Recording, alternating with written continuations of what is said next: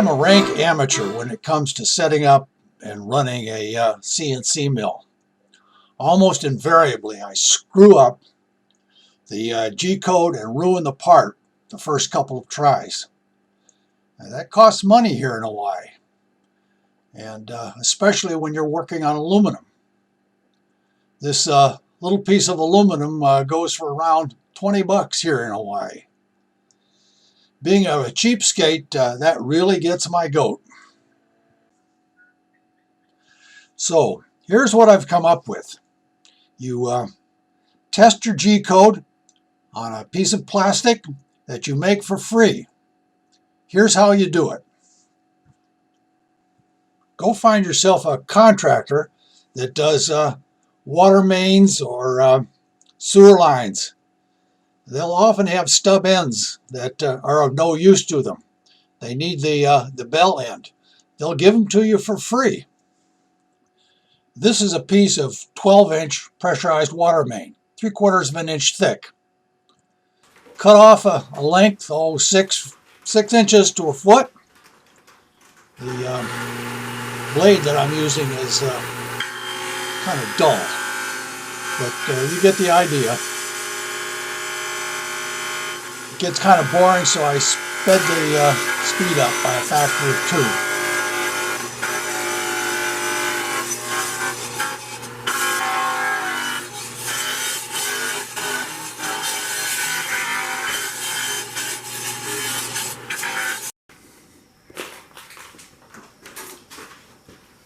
Next, you cut the ring into quarters,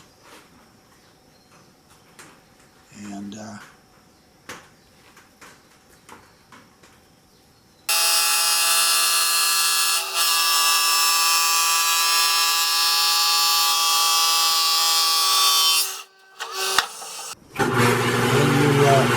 a piece of 3/4 inch plywood to squeeze it against.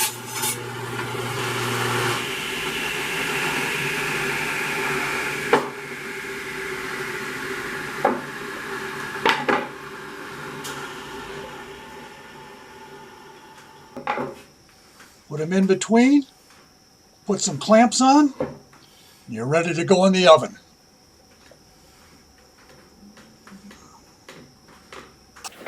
Place it quietly in the oven and hope that your wife doesn't hear you. Set the oven for about 240 degrees. For those of you who are metrically impaired, that's about 23 centimeters. My wife reminded me that this was Thanksgiving Day and that my project and the turkey were not going to share the oven. By the way, I did change my pants before Thanksgiving dinner. After a couple hours of soaking, I wasn't making much progress, so I took it out and took 2 of the pieces out and clamped them back together, this time with some C-clamps, and was able to really put some pressure on it. Let it soak for another couple hours and took it out. It was ready.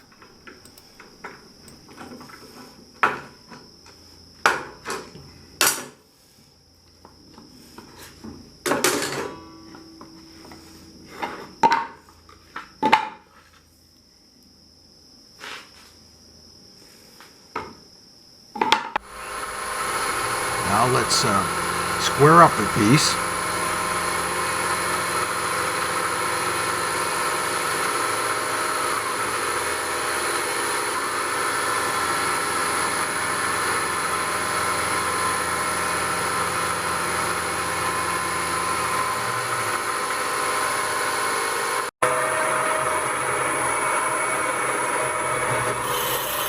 Face it off.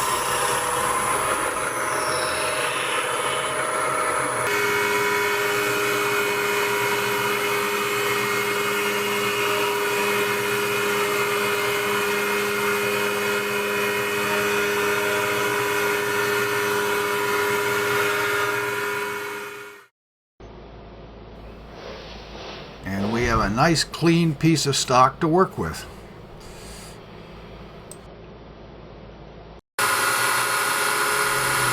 Now let's run our G-code program on some plastic on the mill and see how we did.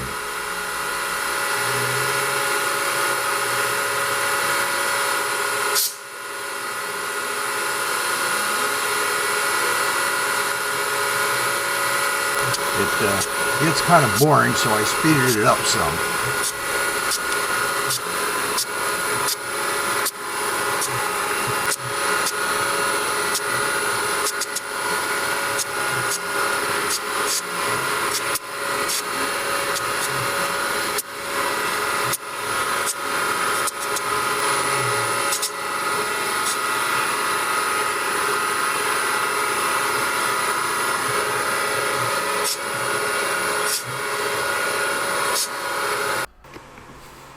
I have a lot more confidence now that the milling is going to go to completion without a major catastrophe.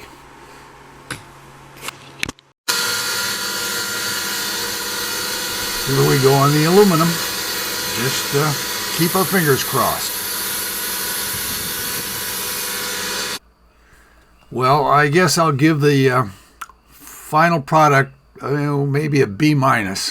There's a minor flaw that you can see where the red arrow points, but it'll be at the back, and so I'm going to let it go.